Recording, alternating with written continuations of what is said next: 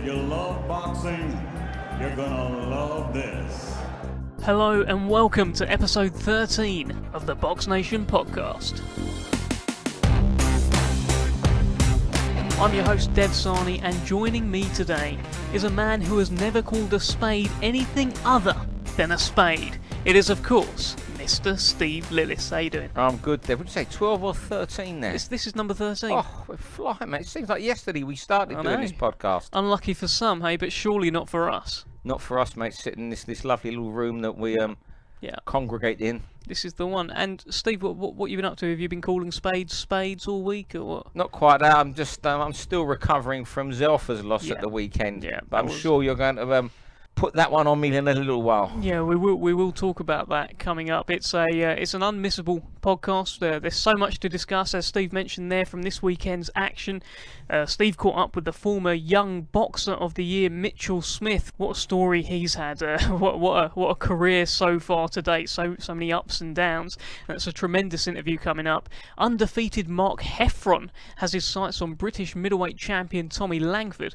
We hear how Boy Jones Jr. proposed to his girlfriend, and this is a lot of fun, by the way. And we look ahead to the return of the Crusher. Sergey Kovalev is back this weekend, and this time he's bringing another Russian monster with him. Enjoy. Now, this past Saturday night at the iconic York Hall in London's Bethnal Green, promoter Frank Warren showcased some of the finest prospects in British boxing. Top of the bill was WBO European and Intercontinental champion Anthony the Beast Yarde, and he got a win over the game Frenchman Tony Avalon. After dropping Avalon twice with body shots in the 6th round, the tough Frenchman hung in there until the end of the 7th, but he was retired by his corner and didn't make it out for the 8th. Yarde has now improved to 15-0 with 14 knockouts, and here's how he and trainer Tunde Ajayi assessed his performance with John Rawling. It was okay, 15th fight. Not too much amateur experience, but again, I'm learning on the job. I did want to get more rounds today. I'll be honest, I wanted to take him out a little bit earlier. I said to myself 7th. I'm not sure what round it went to. Mediocre performance, but I'm getting better each fight. He clipped you once or twice early on with those right hands. Did you feel that? I mean, did it hurt? I didn't really feel any right hands. I felt a few jabs. I saw a few jabs as well. Like, just looking at myself saying, not good enough, etc. But I'm one of them people that I'm on progression. I'm always trying to progress. Me, Tunde, Martin and Ade are working every day. Boxing is not an easy sport. Again, I'm one of the biggest critics of myself. If I get hit, I'm disappointed. If I don't do exactly what I want to do when I want to do it, I'm disappointed. But as I said before, I'm progressing each fight. That's why you got to get experience. Phenomenal body shots. Thank you. That's, again, something I'm working on. Different opponents, different styles. That's why you got to have good people in your corner. A lot of people are trying to rush, do things that are just, unseen of. I'm taking my time. Frank Warren, Tunde Ajayi, Anthony Yarde, we're taking our time, we're doing nothing. Let's have a quick word with Tunde. You're his harshest critic. What did you reckon? Yes, sir. I mean, this is exactly what I was saying. This is a young man, embryonic stage of his career. Tonight we had someone who had gone the distance with Dominic Bosel, who's 22-0, fought for the European light heavyweight title twice. And this is the kind of experience that I said Tunde Ajayi that he needs. You needed the rounds in order to develop him. And you see tonight, he took his time. As I said to him, he's looking too much for the perfect shot. That was my only criticism. Yeah. How much more has he still got to give? How much have we not yet seen? How far can he progress? Anthony Yarde is going all the way. 100%. We have the best promoter, the best guider, a man that's been in the sport for a long time. When an aeroplane takes off, it takes a while to get to the top. That's what you got to do. An aeroplane don't just lift up on this bum and just go up straight up in the sky. It takes the time and goes to the top. The fans loved you again. You're getting quite a following, aren't you? It's love, man. It's love. We've got something going back now. It's lions in the camp. Beast from the east. We're looking at the belts like they're meat, and we all want to feast. Well, that was Anthony Yarde and Tunde Ajayi. We'll hear promoter Frank Warren's thoughts on the performance very shortly. Steve, one really nice line in there about how a plane takes off and it slowly ascends to the top. What says you? Yeah, I get what he's saying there. It's a lovely line that he's come out with there, Anthony. So when you know, look, he's in a position now. He's number 2 or 3, is it, with a WBO? He's number 3. Yeah. Number 3, so he could get a world title shot virtually any time now. You know, because of his world ranking, he could get a shot at some sort of a world title this year. But it's about when you get to the top, you want to be one of those transatlantic flights that takes 12 hours to get to San Francisco. I like it. In other words, you're in the air the maximum amount of time a plane can go. So it's about winning that world title and staying a champion. Not just winning it, not just fighting for it, winning it, defending it once and getting beat because you weren't really ready at the time. And also what he said there about fighting different styles. Now I think it's 15 or 16 fights now he's had. 15-0. Fantastic, and he is fighting different styles. You know, guys who come to survive, tough guys who are in front of him, ones that just want to box. So he's learning very much. But certainly, as we say every week when we discuss Anthony on here, by the end of this year, we want, I just want him, moved along pretty soon, and I'm sure Frank Warren would. But it's hard. It must be hard matching these guys that are 15-0, knocked out 14. You're going to get guys wanting absolutely mad money to risk it all against Yarde. Yeah. Who's knocked out so many people, and that isn't, sometimes that doesn't, people will say, oh, why isn't he fighting him? Why isn't he fighting him? Well, sometimes in boxing, the figures just don't add up. Sure. It's not football where a chairman will just go and buy his way to the top. The figures have got to add up. You can't just go and say, I'll fight Anthony Yarde if you give me £500,000. Yeah. Is he? He's not a £500,000 fighter. I mean, I might do it for £500,000. Hey, someone who just, but someone who else has got a world ranking. Hold on, there's this kid in Britain. He's knocked out 14. Yeah. 15-0. He's never had a big fight yet. It's not as if he's lost to a Kovalev, and I can beat Kovalevs. Yeah. He's got Tony Avalon out of the way and said, well, if I lose to him, and I become the first name he's beaten, they're going to want money. It must be tough. I just hope that the Border Control makes some sort of mandatory announcement for the winner of Buglioni and Johnson. Buglioni has been a clear target, and this whole thing started when Buglioni put up on his social media, I'll fight Anthony Yarde next, and he put up a little poster and everything. So Yarde was like, yeah, all right, I'll fight you. But then Buglioni hasn't seemed to really entertain the fight. From what I've seen, he's been putting obstacles in the way, etc. That's the narrative. In defence of Frankie, I think this Callum Johnson is a mandatory, so he's got to have that fight. But after that, let's see where Frank wants to go after the Callum Johnson fight, if he wins that. Frank Buglioni, I'm for one think Frank Buglioni's done really well to come back from his world title loss and move up to light heavyweight, and it's a great fight. It is. Buglioni against Yarde, great fight, and people love domestic fights, so that's why we're championing that fight every week. Not just because we're banging the Anthony Yarde drum because he's a BoxNation fighter. We're fans as well, Dev. Yeah, we need to see that. I want to see that fight. I want to see Frank Buglioni and Anthony Yarde give British boxing something to smile about. Well, let's hear from Frank Warren on when we'll see Anthony again and what he thought of Yarde's performance. Here he is with John Rawling. I'd like him to fight. We'll wait and see. I'd like him to fight again in April on the O2 show. If Tundi and Anthony are ready for that, I'd like to see him on there. And it's gradually stepping him up, moving him up each time. It's good tonight because we see that he's got an engine. He fought at a good pace, didn't slow up. Questions being answered. Each fight there's a question being answered, and I think that's great. Good performance. Strong guy, awkward. He was on the back foot all the time, so you've got to cut down the ring. You have to keep chasing him. But he did what he had to do, and at the end of the day, he done it in style. You've got to say that he's a world champion in the making, but I mean, it's timing, it's everything in boxing, isn't it? Of course it is. The best punches are all about timing, and making the best matches are about timing.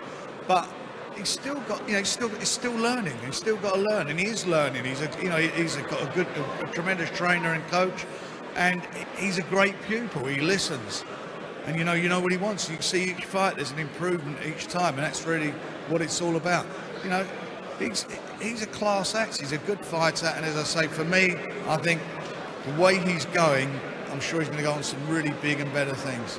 The young 20-year-old heavyweight sensation that's got the world talking, Triple D Dynamite Daniel Dubois was also in action on Saturday night. He took on what proved to be his most awkward opponent to date in Kent's D.L. Jones. Dubois got the stoppage in the third round after a flurry of power punches on the ropes, floored Jones, and the referee waved it off. He's now 7-0 with 7 knockouts. John Rawling spoke to Daniel Dubois and Frank Warren after Triple D's latest win. Yeah, he was awkward, he was tough in his game, and he brought a good challenge to me. The lads upstairs were saying that's the first time that you've got in there and you've sort of thought, whoa, what's going on? And you've really had to sort of adapt and adjust. I had to calm down, relax, and just stick to my boxing a bit. The first round, a couple of rounds, I was a bit wild, but I maintained composure and got the job done. And when you got your opportunity, as usual, you went for it, you took it. You've got that instinct. Yeah, definitely. Once there's an opening, there's a chance for me to end the fight, I'll go for it straight away. Now, what about from here on? Because obviously you want to keep busy, you want to keep motivated. Yeah. Still only 20. We've already seen Nathan Gorman fighting tonight. How about the chances of him? Definitely, I'll take on all challenges, and when I'm fully prepared, and I'll take on any challenge, and I'll be confident of overcoming all of them. Let's bring Frank Warren in, who's by your side. Frank, what were your thoughts first of all on that? Because it was awkward for him, wasn't it? It was awkward. He's a big guy, and a few times he was using his head. He was holding a lot on the referee's blind side. But he did what he had to do. It's all a learning experience. At the end of the day, once he's got you in trouble, he's an awesome finisher, and he done what he had to do. Problems finding the right guys to go in the ring against him, isn't it? Well, it is. In some ways you want him to get rounds under his belt, but the other side of it is you want to see him finishing fights. That's what the people come for.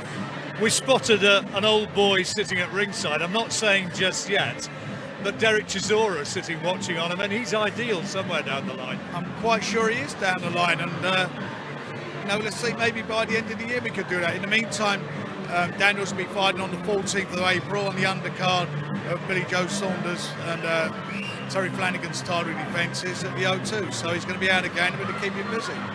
How soon down the line before we perhaps see him against Nathan Gorman? Because that's got the makings for special. It'd be silly to make the fight now. It's a fight you want to build. That's his 7th fight. Nathan's, I think, has had 12 now, so, a few more fights. Years' time, that could be a massive fight. No break. Back in the gym, eh? Absolutely, this is what I want to do. I want to be the best, so I have to keep working hard and keep improving. So, Steve, Triple D is 7-0 with 7 knockouts. What did you make of it? Look, Dave Jones came in there. It wasn't just bravery, through lasting 3 rounds against him. He was awkward. He looked to hold it every minute, try and survive. He gave Daniel something to think about for the first time in his career. Now, I'm not saying it was like a hard night at all for Daniel. It was pretty routine, but you just show the power he's got. He just bludgeons people. It was pretty led with the head a bit, didn't he, D.L. He's just Jones? Emotionless. He gets in that ring and he just wants to hurt and cause damage. Now, obviously, we need opponents a little bit better than Dave Jones, and that's not a slight on Dave at all, who will give him even more rounds because he's got to get those rounds in. I mean, in my opinion, I'm just talking matchmaking time. But hey, if he's putting people out the way, he's in there. He's such a. It's an individual sport, and you watch when he trains, you see how he takes it as a selfish sport. When I was in the Peacock having a day with him last week, he doesn't have a lot of dialogue with other fighters in there. I mean, he'll talk to them if someone's not speaking. He's not rude or anything. Exactly, but he goes in there on his own. He trains. He goes home. Yeah. You see him having a coffee there. Usually down there holding court with you, these boxers. Whenever I've been in there, you're usually 10-handed, telling your, regaling them stories of, boxing and what have you. But bantering away. You never see him in there. He comes in very polite, says goodbye to her. He is so selfish, which is fantastic. On getting what's best for him. On Dubois, there was a kind of promo that was shot with the Royal Marines a couple of months back. I don't know if you've seen that, Steve. You know what? He showed a bit of personality in that we don't usually come across in interviews. Yeah. He's not one. Let's not me. He's not Deontay Wilder when it comes to interviewing heavyweights. His interest purely is boxing and knocking people out. Exactly. If someone said to him and Martin Bowers, his trainer, you don't have to do another interview for the rest of your life, he would be quite content. Yeah. And Lennox Lewis had a lot of that in him. Lennox Lewis now loves talking to the press. When he was boxing, he did everything, but you just got the impression that was a chore to Lennox. It's just something that comes to the territory. Yeah, well, with the territory, should I say, Dev? He's just a young kid, isn't he? He's 20. We've got to take that into consideration. And you look at someone like Jack Catchwar a couple years ago was very, very shy. Yeah. And I wouldn't say he's outgoing now, but you ask him a question now, and he comes back with answers. As he's got into his 20s, he's developed on that side of. But he's also aware that I think that he had to, Jack. On the Dubois thing, I mentioned the Royal Marines promo. There's a line in that promo where he says, "I get anxious before my fights. I always get anxious. I'm always that kind of guy." And I saw that. I was in the dressing room just before he went out with Martin and the team, just doing like a Facebook Live to show him warming up. And towards the end of that, he just sat down on his chair. He had his robe on, the hood, and his face was covered. You couldn't see his face, kind of thing, and his head was down. And Martin Bowers is like, "You all right, Dan? You ready to go? Ready to go?" He's like, "Yeah."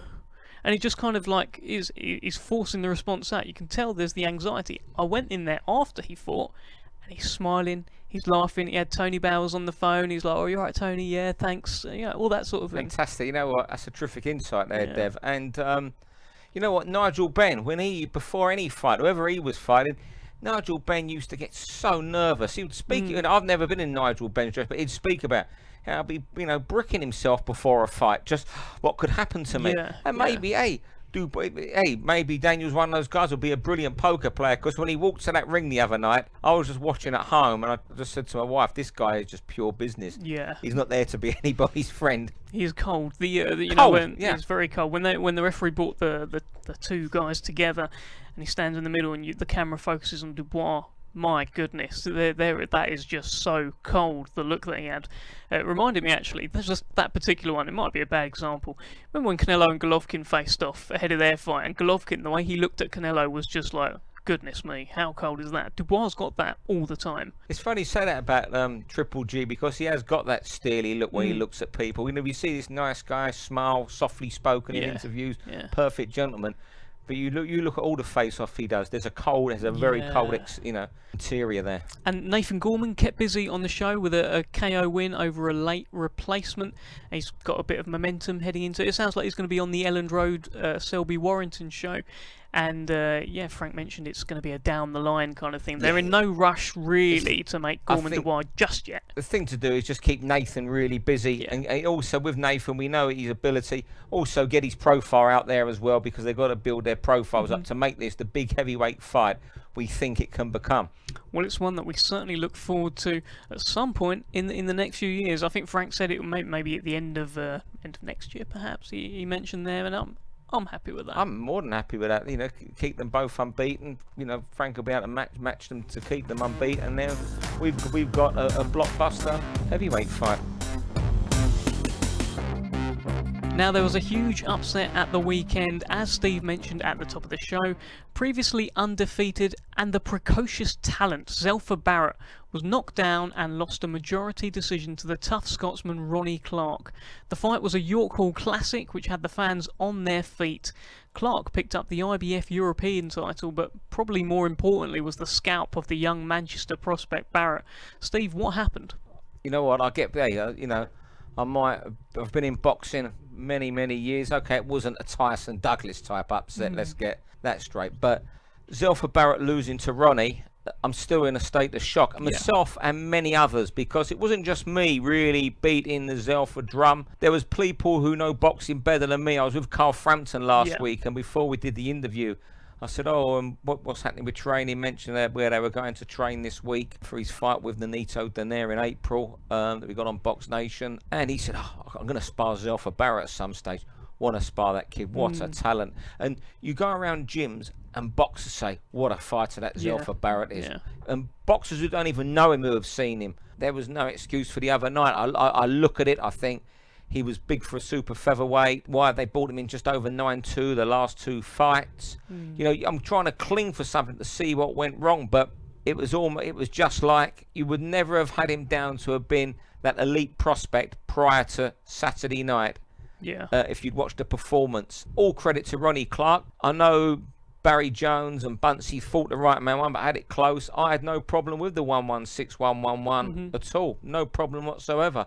It just seemed anything, I think you mentioned before we come on air and when we on text yesterday about it, was it Zelfa's power? There's a fair point He there. couldn't seem to hurt him. He couldn't hurt him, and Ronnie, you saw that because Ronnie just walked through everything. Yeah. And even when Ronnie was throwing shots and they were landing on the arms and not scoring, Zelfa had no answer. When that final bell went, Zelfa still thought he'd won, and when the decision went against him, the look of shock on his face, it was like he couldn't believe it. Yeah. I know you've had some dialogue with him on obviously Sunday, and you he's said gutted, he was isn't he? he's stunned by what's happened. He is absolutely gutted, but he's not making any excuses. He is giving Ronnie Clarke full credit for We've the got win. to give Ronnie Clarke full credit, and we should be having, dancing girls and big claps for Ronnie on this podcast. 'Cause that was a magnificent performance. Well done, Ronnie. And what did you make of, just on a side note, Ronnie Clarke's weigh-in shenanigans with the thong and all the gear that he had on? I don't know if you know Ronnie. I don't. He no. is a lovely fella. Yeah. And he's a colourful character. A leather thong doesn't surprise me with Ronnie. If you had him in here on this podcast and I'm away and said, come and present it, he would walk in with a yellow thong or something on, red sunglasses and a pink T-shirt and sit down. Right, where do we go, Dev? He's that sort of character. But as for Zelfa, where does he go? I think he's got to go straight back in. He's had 21, he's 19-1, 20 fights now. Yeah. He's been a pro 3-4 years. At best, you give him one 6-rounder, 8-rounder, and then you've got to try and make the Clarke rematch. Yeah, you would think so. Just on a side note, again, it's a super featherweight prospect losing in a perhaps slightly man versus boy situation. That's how I read it, and it's 1 year on from Boy Jones Jr. losing in the same venue to Craig Poxton at super feather, man versus boy. Let's just hope he comes back like Boy Jones Jr. with a few wins. I hope so, but I want to see him fight Ronnie pretty quickly, and let's see if he can get. I mean, I don't know what his uncle Pat Barrett and Steve Wood was also involved. What they're thinking is what the best way when they meet, what the strategy should be. I just think he should be straight back in there because we're not in a generation now, where when a kid suffers a loss, you can give him 7-8 more wins and bring him back over 2 years. Yeah. If he's lucky, he'll get 2 winning fights before he's back in there. If he's lucky. Well, look, 99.99999% of boxers lose. A loss doesn't mean the end of the world. I just think it was how emphatically he was beaten that surprised us. It wasn't like a kid dominating the fight and walking onto one punch and then winning the rematch handily. It wasn't one of those. There was nothing about that performance apart from his toughness, Zelfa's toughness. Yeah, he showed a lot of heart. A lot of heart you could take from that, and I'm sure the inquest is going on. And let's just hope. I mean, I'm still going to stick by Zelfa that he can come and do big things in boxing, but let him have a rest for a month, 6 weeks, and then I don't want him straight back in the gym either. Okay, well, I don't think he's going to become a bad fighter overnight, and I've still backed Zelfa to get to the top. It's just his confidence must have been dented, because a lot about Zelfa before, he was a confident fighter. The confidence is he won't become a bad fighter overnight, but it's how much confidence he could lose from that fight.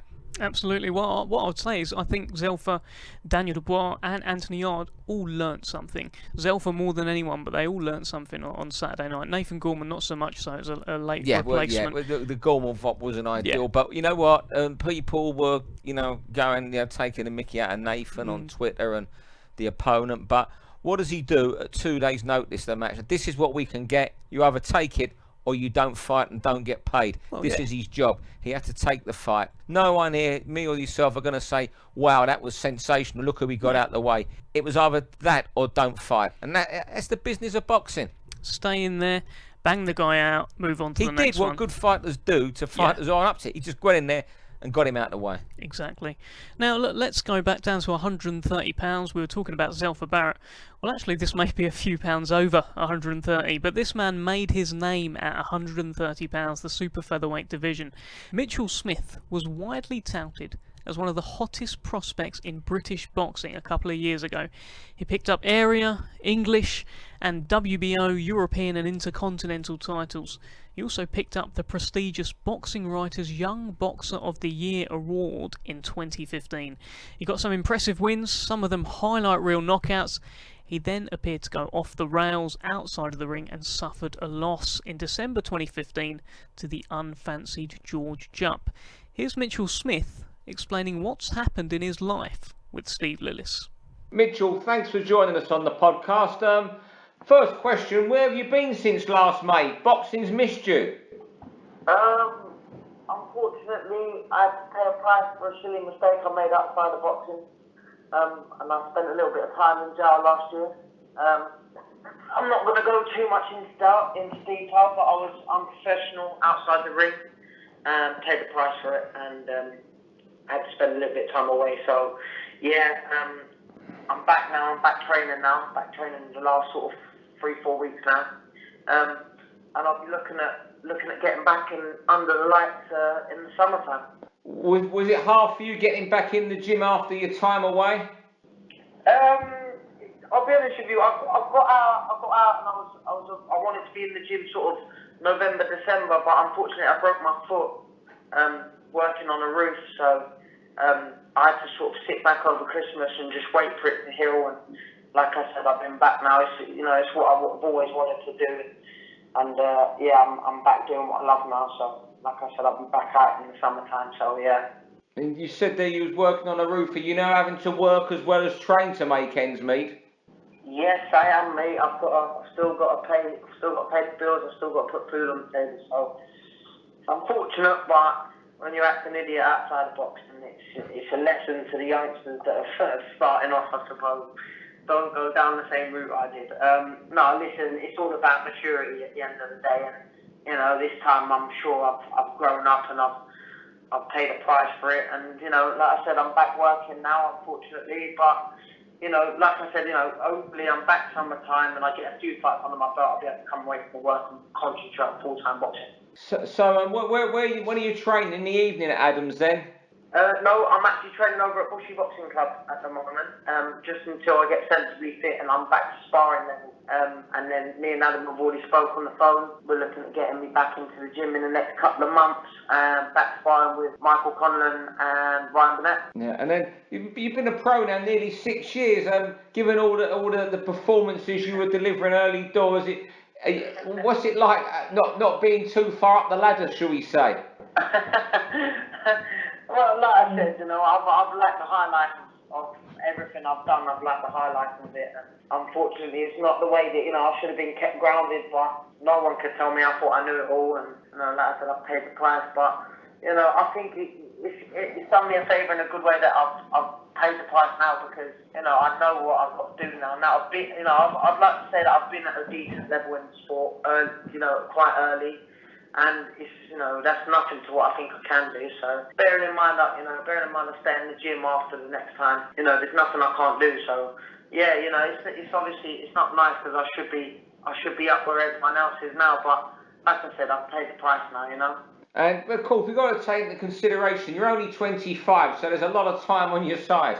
Well, yeah, this is it's funny, because me and my old man sat down the other day, and we said, considering I've done nothing since the jaw shut loss, really, which is almost 2.5 years ago now. So considering I've done nothing, I'm still fairly young. Do you know what I mean? I'm still very young. I've not got a lot of mileage on the clock.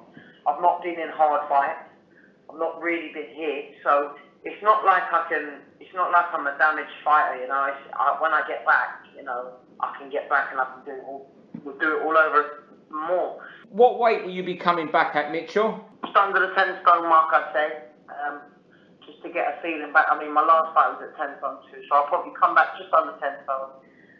Get a nice warm-up fight under my belt, and start heading back down towards lightweight. See how we feel. And yeah, look, at the end of the day, I know there's some good names. You like Leon Woodstock and yourself, Barrett, that are doing their thing. John O'Carroll, that are doing their thing at the super featherweight. So there's some interesting fights about at super featherweight. So I'll see how I feel.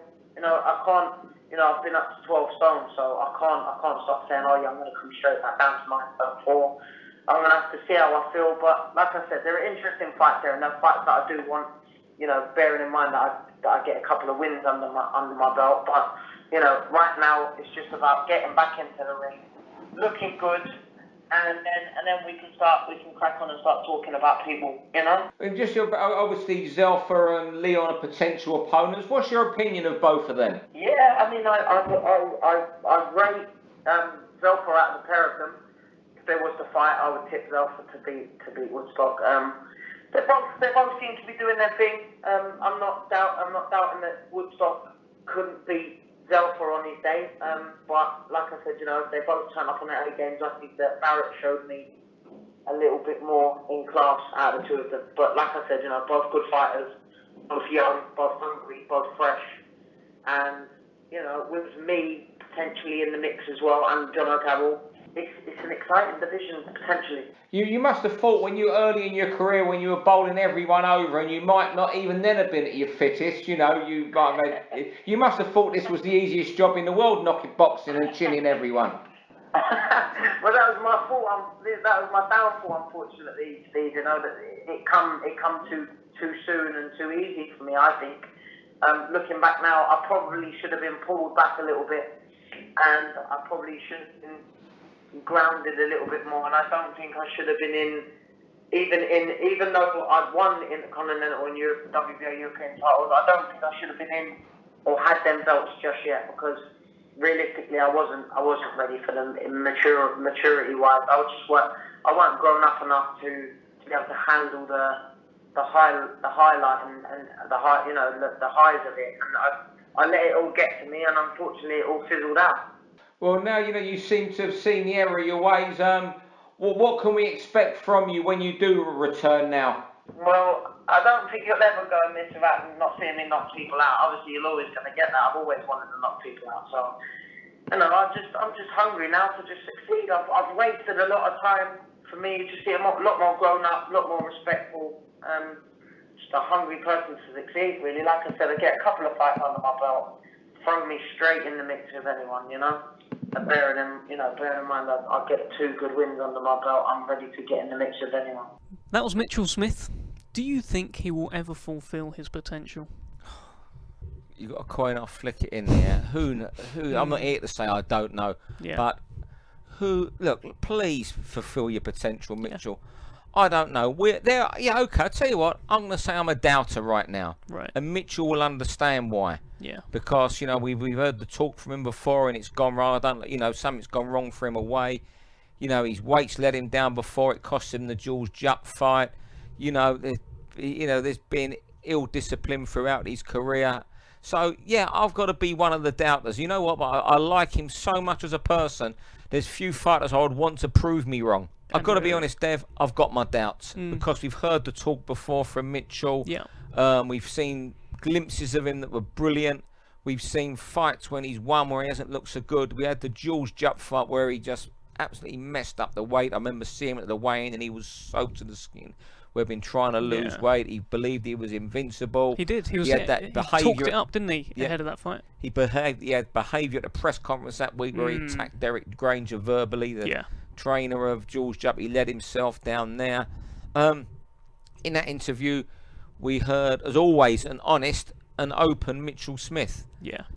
He's 25. He's 25 years of age now. Yeah, but he's a far cry from that young boxer of a year in 2015. He's been a pro 6 years in June. When he turned pro, the way he was banging people out, if someone had said to you that in 6 years' time we'll be saying he hasn't fulfilled his potential, we've seen glimpses of it, but he's working on a roof. He's working on a roof now because he needs to make ends meet. Whereas before he had sponsors, he was boxing full time. I think he was living at Adam Booth before his problems, where he went up for this race for his little holiday, shall we say. He was living at Adam Booth's house with Ryan Burnett. At the moment, he's training, I think, at his amateur club in Harrow, while he gets the weight off. He can't get to Adam's place in the day. So there's still a lot of hurdles to overcome before we see him in the ring. Now, I don't know what the plans are for Frank Warren. I know Frank's very disappointed by what's gone on with Mitchell's career. He's entitled to be, because there's a lot of investment. I just hope he's still only 25, which is a baby, godsend. Yeah. He's just maturing into that man. So if he could get back and for the next 2 years really knuckle down and have 6, 7 or 8 fights, he could be 27 years of age. You think, well, he never did it at 23 like we thought he might, but he's got a good chance of doing it at 27, 28. But it's down to Mitchell to show us. He's done, he's always been open with me. I remember I went to his house about a year ago. I went there. just after he'd gone to Adam, and it was all what I'm going to do now, and I've got this out of me. There's a new ball in me, and he's given me that last week. Fantastic interview, and he's brilliant to speak to. I just want him to prove us wrong. And Mitchell, please do. I would love for him to prove us wrong. I want to see that. I think there's so many great fights there for him. I mean, if some of these super featherweights will probably move up to lightweight anyway. I don't think he can get down to super feather, but I think there is a danger when he does speak how he has been speaking, when he's been putting out social media posts about, I'm back, I'm coming back, this is my year, and those kind of inspirational posts. There's a danger that he gets the buzz from the reaction to those posts rather than actually getting the buzz from putting in the hard work, the graft, and coming back and achieving. That's a fantastic point there. That's absolutely. You get people right. like I'm not knocking it at all, but that could well be right. I hope not. I hope not. And I'm sure when you say that, you're not saying that as any criticism of him. It's one of those things. You're like me. You want to be proven wrong. I voted for him to be Young Boxer of the Year in 2015. So you're saying nothing wrong there, and we all want to be proven wrong. And Mitchell, us doubters. Get us out of the way. And when you've had a few great wins and got your weight down to lightweight, and you won't. I don't think you do 130 pound, and you're looking lean and mean at 135 pound. And men like Zelfa or Leon Woodstock have moved up, and you're getting them out of the way. Then Dev and myself, I'll be the first there with you, saying, "Fantastic, you've proven us wrong." Yeah, exactly that. I mean, there was a time in 2015 he was very, very well fancied. Some of those there was a highlight reel knockout against someone who looked like Gary Neville. I can't remember what his name is, but his facially he looked like Gary Neville, and people took a lot of joy from that. Horvatich, that's it. Thanks, producer Andrew. I'm going to cheat here. And I'm going to look at his record, and it was his debut. You talk, Dev. And I'm happy to talk. There was another win there as well, where he was being compared to Josh Warrington. Josh Warrington was extended 12 rounds. I can't remember who it was against, but he was extended 12 rounds, and Mitchell Smith got the fella out there in the first round with the body shot, and people are like, oh wow, Mitchell Smith's the real deal. Was that the Dennis Tubiron, was it? That's the fella. At Wembley. There was that win that was fantastic. But I tell you what, it's still in the BoxNation archives. It's when he knocked out James Ancliffe on his debut in June 2012, before the London Olympics, Dev. Wow. That's how long ago. That was, up until that time, that was the most impressive debut we had seen on BoxNation. And I remember saying that on the time. It was a fantastic, performance by Mitchell. Before that, he'd been in with Galahad, Lee Selby. He'd been the distance with Joe Murray, who was hot at the time. Yeah. John Slowey was unbeaten. He'd fought. James Dickens, Ancliffe had fought, and nobody had done that to him. He'd been stopped before, but no one had did what Mitchell Smith did to him. He took him apart, and then I thought, wow, this is going to be a big career. Well, the talent is there, and it sounds like the motivation is there again. We hope. Mitchell Smith, let's see you back and doing what you do best. Now, there was a win at the weekend for Callum Smith too in the World Boxing Super Series against late replacement kickboxer Nicky Holston. Steve, he got the win as expected and advances to the final against George Groves. Give me an early prediction for that. Smith Groves. Oh dear. On the spot. It's a long way. On the spot. Hit me with it. I'll go Callum Smith points, but really not one that I've just seen. George had a harder fight. He had his shoulder injuries. Asked for a 1 month delay today. Now, if the Super Series bosses, Calisale and whoever's running it, don't allow him that's criminal. I mean, he's his promoter as well, Calisale. Yeah, they've got to allow it. Look, they've done well to get through this tournament relatively unscathed until the semi-final stage. Yeah. You think all the problems the Super Six had. I'll just go for Callum Smith, but it's something I might change my mind before the fight. Right, Neil? I know he went the distance with Holtzen the other night, and few expected him to be go the distance, but he come for it pretty easily enough. Well, we will ask you before the fight. He's going into the Super Series with virtually a sparring session behind him. George Groves is going in there, having had a really hard fight with Eubank, although he well won, and a shoulder injury. Very true. So he's fresher. It's the fresher man that could nick it then. Okay, I see what you're saying, Steve. And plenty of wins for Frank Warren's prospects and youngsters on the York Hall undercard. Ryan Garner, Archie Sharp, Hamza Shiraz, Umar Sadiq, Harvey Horn and Boy Jones Jr. In fact, it was Boy Jones' first fight at lightweight and I grabbed a quick word with him. Boy Jones Jr., your first fight as a lightweight. How did it feel? It was fantastic, thank you. I just want to thank everyone that comes to support me today. My mum, my girlfriend, little bump on the way. But yeah, it felt good. I felt. I was more, of course. I was more happy I got the rounds out. If you know what I mean. Everyone's saying, "Oh, I bet you wish you knocked him out." Well, no, I was happy to show everyone I can do 8 rounds at lightweight, a good pace and all. And he was a tough kid. Not be funny. Tommy Coyle couldn't knock him out. So listen, I was pleased with that performance. And have you noticed any difference now that you are at lightweight? Were the shots not hurting him, or what's the difference? I'd say the difference on my side. I feel like I carry more power because. It's all well and good hitting hard through camp, but as soon as I made that 9-4, I felt like it deflated my power a little bit. But now I feel like I'm more. I can be more vicious with my punches. I can put a good pace in, and plus, I look better. And you've had some changes in your life as well. Talk to us about that. Yeah, I passed my driving test, proposed to the missus, and then we got a baby on the way. So yeah, bit of change. So it's more fun. And I assume she said yes because you haven't told us that part. Oh yeah, she did say yes. It took her some time because I've done it through Hangman and she didn't get it. Did you actually? You did it through Hangman? I showed her a picture, mate. Yeah, I've done it through Hangman. She loved it. Yeah. So talk us through that. Exactly how do you mean? Well, we had a thing for Hangman. We used to always play it, and then I thought might as well propose for it. So I spelt it W-H-E-E-L for Will. Then U was just a normal U. And then Mary was M-A-R-R-I, and then me was me. But yeah, it took her ages. She didn't get hung, if you know what I mean. She didn't lose, so I'd have a way to spell it as well if she didn't get. But yeah. Steve Lillis, Boy Jones Jr. proposed to his girlfriend via a game of Hangman. Discuss. Doesn't surprise me with Boy Jones Jr. You know what? That's just his personality. Yeah. He's the sort of fella who would do that. Almost probably watching cartoons. I know he loves getting up in the morning watching kids' cartoons. That is the sort of character he is. And you know what? Do you ever see anyone say a bad word about him? No. And anecdotes like that, Dev, are why they don't say anything bad about him. I remember when I gave him the keys to the Instagram castle about a year ago, and he was like, he was at that point. He's just said now he's passed his driving test, but at that point he was still learning to drive, and the driving instructor pulled up outside the house. Boy Jones is just in his bedroom, sort of filming him from the room, just like here he is, here's my driving instructor, rather than going out there and doing the test. And then he ends the story with him and his Teenage Mutant Ninja Turtle just hugging it.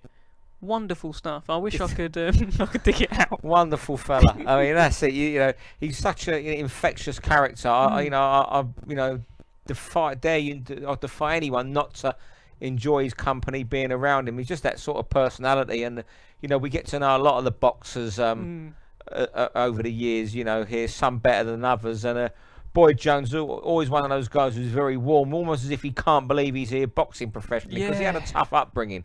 And he's that sort of character. Nothing in life he can't believe. He most probably can't believe he's getting married. That his girlfriend said yes. He's grateful for everything that seems to come his way. And all I can do is just wish him every success. In his marriage and his boxing career, because he's bounced back from that Craig Poxton defeat. He's moved up to lightweight, and he's had a handful of wins, and I'm sure we'll see him go again pretty soon. I hope so. I'm sure we will. And Steve, he proposed via a game of Hangman.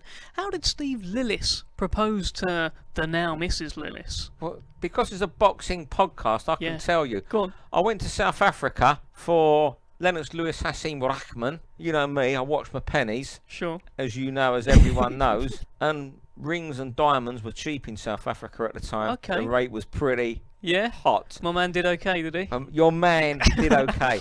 Bought a beautiful diamond engagement ring. Come home after the fight. Proposed. Wow. Wait, was that the fight that Lewis lost? Yes. It was. Wow. So off the back of that, bad news comes an amazing gesture from yourself. from Lillis, a big-hearted gesture from Lillis. So a bad day for Lewis, but a great day for Lillis, hey? How about it? Oh, the puns. Dev. Now, as we've spoken about in previous weeks, Jamie Moore seemingly overnight has become one of the most in-demand trainers in British boxing. He has fighters on almost all of our upcoming shows. I mean, his charge Martin Murray takes on Billy Joe Saunders on the 14th of April at the O2. Carl Frampton takes on Nonito Donaire the week later in Belfast. And then, if rumours believe, Jack Catterall, the latest addition to his stable, will be in action on May the 19th at Elland Road. Well, Steve Lillis asked how he's getting on with it all. Jamie, where has this stable of 10 boxers, almost all of them elite, come from? Because this time last year you had, I think, Tommy Cole, and you might have had a couple of kids for Steve Wood. Yeah, that's it, mate. I don't know where it's come from. It's very much the case in September. Me and Nige stood here and said, listen, as soon as Tommy Coyle's retired, we're done. We're out of here, because politics and stuff was winding us up, injuries, stuff like that. But for whatever reason, the universe works in mysterious ways, and we've ended up with 10 quality fighters.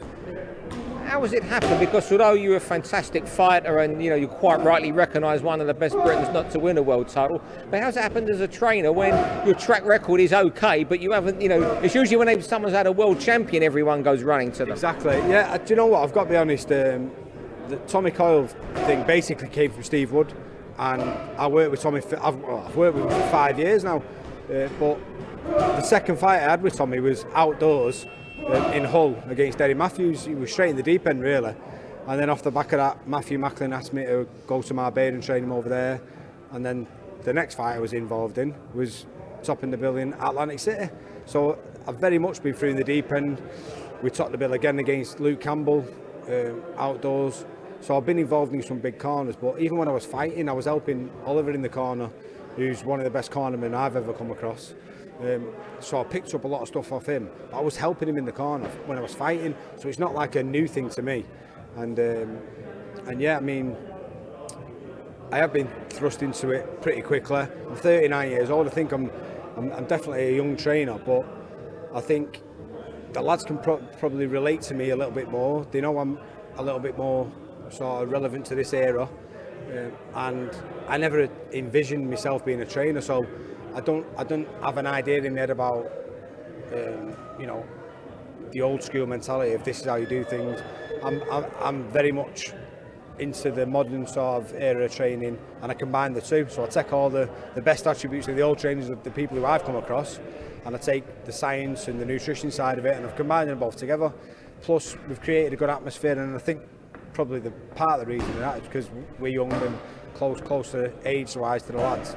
So I'm a big believer in a happy fighter performs better. You get the best out of them. If they're enjoying the training, they're more willing to push themselves to the limit. So we have a giggle in the gym, but when the lads knuckle down to it and get down to graft, they work really hard when they have to. We train smart, we have tactic days. So I think a combination of creating a good atmosphere, experience. I've got a lot of experience in the professional game, and sort of being able to relate to me. I think that's probably all the combinations together. Do you think that you'll be judged particularly by your work with, say, Carl Frampton and someone like Jack Catterall, who's won his British title with his previous trainer? I don't think you can not be judged. In the situation I'm in, training someone like Carl Frampton, Martin Murray, Rocky Fielding, Jack Catterall, Tommy Coyle, you're always going to be under the magnifying glass. Any mistakes the fighters make always falls on the trainer's feet. Not always their fault, but someone's got to be the blame, and I will be. If one of these fighters falls and trips, I'll be to blame. You can guarantee that without a shadow of a doubt. But I don't worry about things like that. I really don't, because I know what I'm talking about. I've been around the game a long time.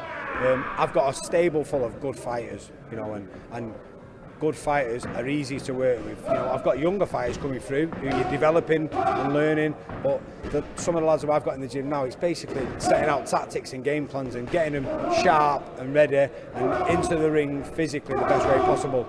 And Carl Frampton and Martin Murray have got huge fights coming up, real big fights, and winnable fight definitely for Martin Murray. I think it's his last chance. We know he isn't going to get another opportunity after this. It's probably his last year in boxing, but I think all those setbacks he's had in the past and the lessons what he's learned from them is going to stand him in great stead for this fight. And you mentioned Martinez. We don't have to ask you about him. We'll ask you about Carl Frampton. What are you expecting from him in the Nonito Donaire fight, especially as this is his second camp? He's got used to you, you've got used to him, he's getting used to staying in the area. Definitely, we're in a better position now. The first fight was a bit of a dress rehearsal. Really, when going into training camp for that fight, he was starting now, and he's already been over here nearly a month. So we definitely got a head start. We know each other now. And Donaire's a dangerous fighter, let's not beat around the bush. He's a proven 4-time world champion, can punch, but he's 35 and, he's probably seen better days, but he's still a hell of a fighter. So it's a dangerous fight. I just believe Carl Frampton, he's going to be coming into the stage of his career now where he's going to have the best performances. He's training right now, he's got his nutrition right, his strength work right, he's not overtraining, and he's got the bit between his teeth. He's got that Windsor Park sort of big venue, his dream as a kid. He's got all those things to look forward to, and he's a driven fighter. And there's not many things there's always rumours, secrets that aren't kept in boxing, but Jack Hatchell coming to your stable, that was one that wasn't even rumoured. No, yeah, he came out of the blue, very much out of the blue, and he's a great kid, Jack. He's British champion. He's 24, so he's still got, learning to do, development to do, but he's got all the attributes what you'd want to, if you was going to look at someone and say, I'd like to get hold of that fighter and develop him, then he's definitely one of those fighters. So he's a great kid, he's slotted well into the gym, he's got a good demeanour about him, nice character, and I'm looking forward to working with him. Now, one of the few boxers in the UK not trained by Jamie Moore is Manchester-based heavy hitter Mark Heffron. Having campaigned largely at super middleweight, he has amassed an impressive 18-0 slate with 14 knockouts. He's now looking to move down to middleweight and has his sights set on British champion Tommy Langford. Well, I'm only a fight away from fighting Tommy Langford now for the British. Got this fight 19th of May. Hopefully it'll be the fight after that, or if not, I'll have one more fight and I'll be fighting Tommy Langford, yeah. He's fought at world level. He lost out, obviously, the Leicester Arena. Is that a fight that you obviously feel you've got a strong chance of winning? Yeah, definitely. I'll 100% beat Tommy Langford, and Tommy Langford knows that. I can't wait for it.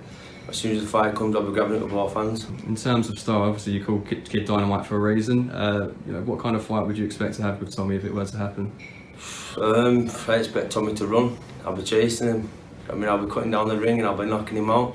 Steve, Mark Heffron versus Tommy Langford. I'm excited. Talk to me. Yeah, I love the fight. Absolute, really skillful boxer who, showed how he hasn't lost confidence from a knockout loss to having Dilkat Sidzi, Tommy Langford, against one of the most feared punchers in Britain who's upcoming, Mark Heffron, the classic boxer versus puncher, and that is a fight I want to see. What do you make of the move down to middleweight? Because for me, at super middleweight, he's cut up. He's got six-pack. Hey, if he lives the life, and if he can get himself down safely, and it isn't diminishing any power, what a threat he will be at middleweight. And that's a fight that's easy to make. And they're both with Frank Warren now. I don't know what Frank's got planned for Mark, but I saw Mark's Instagram or Twitter last week where he picture of him with Frank. He had a meeting with Frank and his manager Kevin Murray, and it was all smiles and plans for a big 2018. Now I can only imagine that somewhere in this year that's going to involve a fight with Tommy Langford, and what a fantastic fight that will be. I'd love to see it. And he's Mark Heffron, of course, is one of Ricky Hatton's stable up there. He's training alongside Nathan Gorman. They got a good thing going on over there. Have you been up to see Mark up close? No, I know Mark pretty well. He lives very close to me. Yeah. We're always trying to plan and arrange a run. We run in the same area. Okay. Look, he can whack. If there is one question mark is if they're still standing after a few rounds. But he saw against Lewis Taylor, who'd gone the distance with Langford, that he can bang him out the way after 7 rounds. Because one thing critics used to say about Mark, well, what happens if they're still there after 3 rounds? He'll run out of ideas. But he was the first man ever to stop Lewis Taylor. So that shows, that going a few rounds with Taylor and showing that he can still do that in the 7th round. Said a lot. Him against Langford, licking my lips at the fight happening. I'm sure it will happen as well. Let's hope so. Saturday night sees the return of the Crusher. Sergey Kovalev returns to BoxNation screens, defending his WBO World Light Heavyweight title against his Russian compatriot Igor Mikhalkin. It's Kovalev's second fight since his stoppage loss to Andre Ward, and Radio Raheem from Seconds Out Boxing asked him what he knew about Mikhalkin. You know, first of all, that he's a southpaw. It's already like a little bit uncomfortable because like long time I didn't fight southpaw, and also his style can be like a close fighter. You know, like just can be uncomfortable for me too. You know, like, and also he's Russian, but in Russian mentally like we don't have like a step back. If for you very hard, you cannot say no, stop. I don't wanna fight anymore. You know, like just he will be fighting from first belt to last belt. Just because he motivated right now. He never fought for real world title. Right now on the top will be WBO title, and I should defend, and I will be ready for everything what he will bring. He's a nice guy, he's strong, and right now we will find out who is the best. You mentioned Russians never quit. I've spoken to other Russians, that's a big pride thing. At the end of your rematch with Ward, the ref, he quit for you, right? That's how the fight ended. Does that aspect of being beaten in that way make it more difficult for you to accept? You know, like for me was much better if Ward stopped me himself, like just I drop me on the floor and like referee like opened the count, like, and I didn't like a knockout. Yeah, a knockout. It was like, yes, I agree. Okay, Ward, you like won the fight. But right now, this I not agree with this decision. It was a low blow. During the fight, a lot of times, a few times he punched me low blow, and I got attention of Tony Weeks in the dressing room. Like he will be to do this because in the first fight he did it, and I didn't get attention. And when I got that attention, and referee stopped the fight. I asked this, I mean, people think, okay, Ward Kovalev, that's happened, Ward's retired, that's over, but not for the two of you. You're still on social media, like on Twitter, going back and forth. Well, why? Why is this still a thing? You know, like, of course, like, I'm not agree with this situation. If who really won me, I'm agree. Yes, and I already said and wrote on my social media that yes, Ward was much better than in the first fight against me, and I was in the worst situation, you know, because like a lot of what happened around me after the first fight, it was not a fair, really. Like it was like a lot of pressure of, mentally, you know, like a lot of like psychology, like they started this game, tactic game. It was a tactic game, really, and I lost this tactic game. The mind game. Yeah, mind game. Yeah, I lost this mind game, but in the fight already was like just over of this game, you know, like mind game, really. Right. And referee was involved in this. Wow. No, my opinion, you know, what I see right now and what I feel right now, what I'm feeling right now. But I don't want to really speak about already because I right now have a new chapter in my boxing career, and I already forgot about what happened. What happened? It's happened for a reason.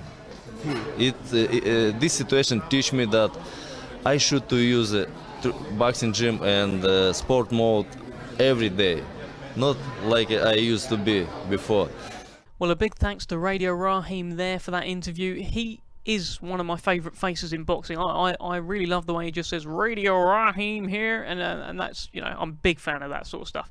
But some of those comments from Kovalev, Steve, were very interesting. You can tell the Ward loss is still eating away at him. See, he feels hard done by, but he also knows that his invincibility as Crusher Kovalev, the world's most feared boxer, didn't just drop, it diminished with that fight. The air of invincibility was ripped out of his heart and taken away from him. It seems a different prospect now. However, he did bounce back. He did get that win over Shabransky. He got that win over Shabransky last weekend, and let's be honest, he should have few problems against Igor Michalkin this weekend. I mean, let's be honest. If he's taken rounds by him, there'll be questions, asked. The same people, the Andre Ward fight and losing the invincibility, though that will be raised again. Look, Michalkin, I think he's won 10 in a row. His best win's Thomas Hoesthuizen, South African, who never fulfilled his potential. He had issues away from boxing. Remember, Rodney Berman at Golden Gloves was huge on him, and he was being built as the future of the 100. Glenn Johnson, didn't he? I think. Yeah, I think. Yeah. I'm not sure, but I'll have to check his record. And he never delivered his potential, but he lost to Alexei Kuzemski, who's a decent fighter, but every time he moves up, he gets beaten. Cleverly beat him. Jean Pascal. Gotcha. So that shows you the level he's at. Yeah. You're talking solid European level to a man who claims he's the number 175-pound boxer in the world. The golfing class is huge, and if he lost this weekend, it would be beyond a monumental upset. And that's how I see it, Dev. Yeah, it could be the end of the Crusher if he loses this Oh, weekend. it would be. If he lost to him, then where does he go from here? Yeah. Well, Chief Support is another Russian upcoming beast, Dmitry Bivol. He defends his WBA World Light Heavyweight title against the excellent Cuban Sullivan Barrera. Steve, is this the fight where we find out if Bivol is the real deal? What a test. What a test. 2, maybe the top 7 or 8. These are both top 10 fighters having a fight. The WBA belt's on the line, but forget the title.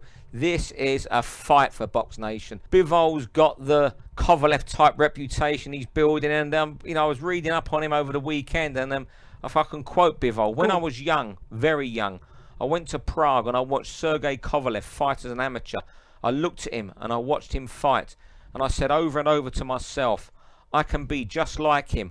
I can be a champion. There you go. He saw the template for what he wants to be through watching Kovalev as an amateur. And Bivol, he's a good mover, he's strong, and people are boasting about him being the people have got very excited about division. Bivol. But Barrera's only lost to Ward. He's ranked higher than Bivol in the box rec rankings. He's got that win over Joe Smith, who was red hot this time last year. He was the man the division was talking about.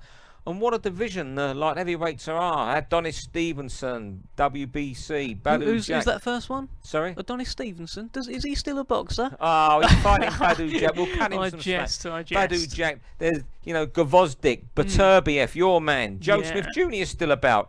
Elidio Alvarez. I mean, that division is stacked. And that's what we were saying about Anthony Yarde earlier, Dev. He could go in against one of these guys now, but he's not ready for that. And that's not, though he's number 3 in the world, they're not the sort of fights he needs right now. That's why you have a manager and a promoter to guide the career. Because of course he'd fight. If someone said to him, you're fighting Elder Alvarez in your next fight, of course Anthony would say yeah. But that's what Tundi and Frank Warren are there for. Absolutely. Well, with Bivol, so he's being built up. Is it right? Is it correct? I mean, you look at his record. Is there anything that really stands out there to say this guy is a monster, an absolute beast in the way that he's building? Is it that Agnew win? Yeah, the Agnew win, and the way Trent Broadhurst was nothing but the way he just blew him apart. But there was a similar buzz around Kovalev, so you can see where it's coming from. Yeah, and this is all about if Bivol goes and beats Barrera, that gives him a lot of kudos. Yeah, it knocks him out even better. Barrera isn't taking on a gatekeeper of the division here. He's taking on someone who himself has got big world title aspirations. Yeah, it's a fantastic fight on Box Nation this weekend. Worth staying up for. Okay, we're all going to expect Crusher to win, but whatever you do this weekend, switch on, watch Bivol against Barrera. It could be one to remember. Yeah, for me that's the fight that stands out ahead of the Kovalev fight. Actually, they might not mean anything to the subscribers we have who just come in and watch the bigger fights. This is a great fight, and we look forward to it. And if you do want to watch that this weekend, subscribe to Box Nation by going to BoxNation.com, pressing a few buttons. Before you know it, you got Box Nation, and then you can watch the Crusher. You can watch the next Crusher, perhaps, in Dmitry Bivol. And actually, also, we've got another show on earlier on that day, and I'll come to that. But here's some dates that you want to punch into your diary coming up this week. Boxing Matters is a show on every Monday at 7 o'clock, but there are repeats throughout the week, so I've signalled some here for you. Wednesday, 3 o'clock, Wednesday, 10 o'clock, Thursday, 7 o'clock. It's Gareth A. Davis this time, and John Evans, and they join Alex Steedman. Gareth A. Davis, I'm a big fan. Steve, you a fan? Is he one of your boys? You never done a show with him? Never done a show with him in my life. The hair, the We're not aura. hey, look, he's great fun on talk, but we're not bosom buddies. Let's put it that way. I don't mind saying that, and he won't mind me saying that. We do talk, but we're not exactly the closest. Okay, well, he's on this show this week on Boxing Matters, chewing the fat on the latest boxing news. Friday, 7 o'clock, is Bunce's boxing hour. Now, last week, he had Andy Lee over on the phone, and Andy Lee discussed his retirement, and I'm sure he'll have some more great studio guests this week. Steve, just a quick line on Andy Lee. Brilliant career. Yeah. Pleasure to get to know him a little bit in the latter stages of his career. Absolute pleasure to deal with professionally. And again, we mentioned a similar thing about a different sort of personality totally to Boyd Jones Jr. Have you ever heard anybody say a bad word about him? Lovely man. His wife's a lovely lady. I've met her a few times when he was training in Manchester before Billy Joe Saunders' fight. Absolute gentleman. And you can only wish him all the best in retirement, to have great health and happiness for the rest of his life. I can't speak any higher of Andy Lee as a person. And I think the boxing world collectively smiled that time when he knocked out Korobov and he won the world title, and it was an upset. Yeah, you know what? One of my favourite BoxNation nights was when he knocked out Jackson in the 5th round. Oh, John Jackson. That was one of my favourite nights because he was on the brink of going. And okay, we're not going to say he was the greatest middleweight ever. And if I said to Andy, you're one of the middleweight greats of all time, he'd give me a slap. But sure, he was a very, very good middleweight in a decent era. Only lost to very good men. And beat some very good men as well. Nicely put, Steve. Well, we digressed a little there, but Friday, 7 o'clock, is Bunce's boxing hour. And what we're saying there is basically he normally has some great guests on. He had Andy Lee over the phone last week, and I'm sure he'll have something up his sleeve this week. Now, Friday at 8 o'clock, the British Lionhearts are back. They're fighting the Italian Thunder. Are you hyped, Steve Lillis? Love the World Series of Boxing. Yeah. Real high quality. You get 5 fights, and it is perfect matchmaking against men that are going to go and do great things in the game, either staying on that side of the boxing or going with professional promoters. Love it, and it's such a great learning platform. But what a tough learning platform. It's none of this, we'll build you up for 10, 12 fights against different styles. You're learning more. It's a little bit more than learning on the job. Absolutely. Well, that's Friday at 8 o'clock. The Lionhearts are back. And Saturday, we mentioned Kovalev earlier. We're actually live a little bit before that with some cruiserweight action. So 5:30, we've got Kevin Lerena against Dmitro Kucher for the IBO World Cruiserweight title. Now, Kucher is the guy who I understand he knocked out Enzo Maccarinelli, didn't he? That's it, yeah, but he wasn't brought over here to beat Enzo, but he's not in there to win again this weekend against Kevin Lerena. Look, we've had so many great cruiserweight fights on BoxNation. I'm not even going to spin a coin. I'll tell you, it'll be another great. When have we had a bad cruiserweight fight on BoxNation? Remember we were in Russia, all them Saturday nights in Russia with them cruiserweights, and Wednesday nights and Friday nights of Wednesday afternoons. Wednesday afternoons, 14-stone Russians getting in the ring, getting knocked out in upsets, knocking people out for not just stopping them, but every single one seemed to have a count of 10. Well, cruiserweight fights are rarely dull, and we've got another one 5:30 on Saturday night, and later Saturday night, early Sunday morning, 2 a.m. we drop down to light heavyweight for the aforementioned Kovalev versus Mikhalkin and Bivol versus Barrera double header. Now, keep an eye on our social media platforms because we'll probably announce more fights. We tend to announce more fights, so do keep an eye out. For those wondering where we are, on the dream of Steve Lillis interviewing American referee Steve Willis. As promised, I've tried adding a couple of his friends on Facebook as an alternative method of getting hold of him. I'm not having an awful lot of luck. I mean, there's some of them that you actually can't even add. Like, there's this woman called Barbara who just comments on all of his photos. I think she likes him, and I went on her profile and the add friend button just sort of greyed out, just sort of disappeared, so I couldn't do it.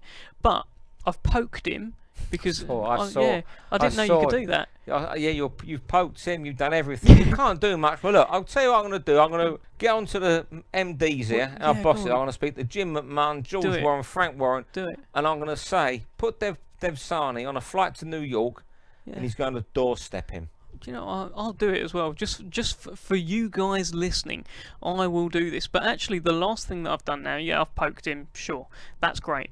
I have added, because I saw on his profile, right, he's got like loads of pictures up. You know, Barbara comments on most of them, but he's got loads of pictures up. One of them includes referee Mickey Van with like a trophy or something. So he's obviously mates with Mickey Van. So I've tried to add Mickey Van. We've got like 15 mutual friends. So I'm waiting for him to accept, and then I'll just sort of, hopefully, all right, Mickey, you know, I work for BoxNation. Put me in touch with your man, Steve Willis. Let's see. And then I'll give you my phone number. Very much so. Well, let's see if this dream becomes a reality. And whether you love us or hate us, but mainly if you love us, please leave us a review on iTunes. Steve, another great show. We've had Boy Jones Jr. talking about how he proposed. You then revealed how you proposed. Jamie Moore talked about the hundreds of millions of fighters he's now training. And we heard from Mitchell Smith. What was your highlight? That was quite incredible, the Mitchell Smith interview. The Mitchell Smith interview, yeah.